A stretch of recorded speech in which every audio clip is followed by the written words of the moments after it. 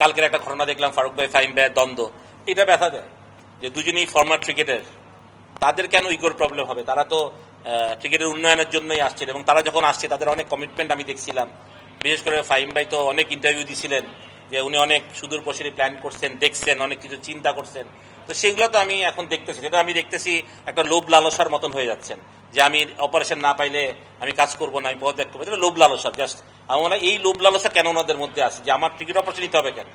আমি যদি অন্য কমিটির চেয়ারম্যান হবে, আমি ওখানে সার্ভ করতে পারবো না কেন? If I am a person to serve here, তা আমার কেন থাকতে হবে যে না আমি ব্যথা পাবো কেন? উনি কি টিকিট অপারেশনের মাস্টার?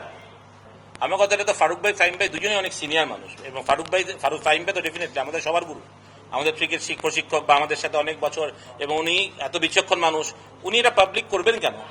উনি যদি মনে করেন যে উনি তার সম্মান পাচ্ছেন না, উনি ওনার দায়িত্ব বুঝে পাচ্ছেন না, ওনার এত সমস্যা, উনি ফারুক ভাইয়ের সাথে ডাইরেক্ট কথা বলবেন 1-to-1, এবং উনি ফারুক ভাইকে বলবেন যদি আমি এগুলো না হয়, আমি বিপিএল গভর্নিং কাউন্সিলের কি জানি মেম্বার সেক্রেটারি, এবং আমি আমার বিপিএল সম্বন্ধে কিছু জানি না, I will resign from BPL straight away.